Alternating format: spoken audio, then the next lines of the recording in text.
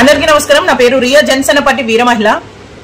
మొన్న జరిగినటువంటి జగన్మోహన్ రెడ్డి మీటింగ్ లో యంగ్స్టర్స్ పట్టుకున్నటువంటి ఫ్లెక్స్ లో వాళ్ళు రాసుకుంది ఏంటి ఒకవేళ వాళ్ళ ప్రభుత్వం వస్తే అంట 2029 లో ఒక్కొక్కరిని రప్ప నరుక్కుంటూ పోతారంట. రప్ప నరుక్కుంటూ పోతారంట. ఇంకొకళ్ళు వచ్చేసి మాకు ఎదురు వచ్చిన వాళ్ళని తొక్కి పాడేస్తామంట. ఏం మోటివేషన్ ఇస్తున్నావు జగన్మోహన్ రెడ్డి నువ్వు యంగ్ జనరేషన్స్ కి?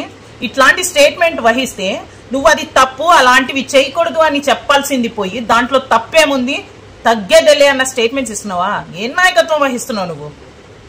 ఈ రోజున ఆంధ్ర రాష్ట్రంలో ఉన్న యంగ్ స్టార్స్ అందరూ కూడా గమనించాల్సిన విషయాలు ఏంటంటే, ఈ రోజున కూటమి ప్రభుత్వం మీరు ఎలా బతకాలన్న దాని మీద పనిచేస్తుంది, సాఫ్ట్వేర్ కంపెనీస్ ఎలా తీసుకురావాలన్న దాని మీద పనిచేస్తుంది.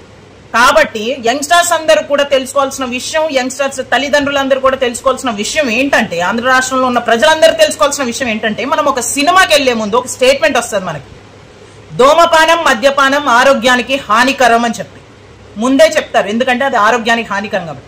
ఈ రోజున రాష్ట్రంలో ఉన్న యంగ్స్టర్స్ అందరూ కూడా తెలుసుకోవాల్సిన విషయం ఏంటంటే, ఆంధ్ర రాష్ట్ర ప్రజాస్వామ్యానికి వైఎస్ఆర్సీపీ హానికరం, రాష్ట్ర ప్రజలకి వైఎస్ఆర్సీపీ పార్టీ ప్రమాదకరం అని తెలుసుకోవాలి. ప్రతిరోజు పొద్దుట ఇది ఖచ్చితంగా తలుచుకుంటూనే ఉండాలి.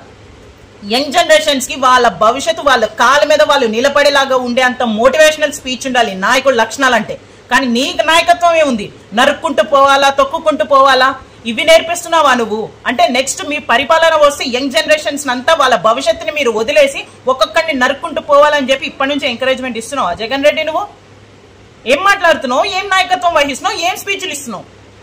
నువ్వు ఓడిపోయిన తర్వాత అన్నా నువ్వు నీలో ఏదో మార్పు వచ్చి కొంచెం నాయకత్వం ఏదో తెలుసుకొని మంచి నాయకత్వాన్ని అందిస్తావని అనుకుంటున్నావు. 2.0 అంటే ఏదో ఊహించుకున్నారు.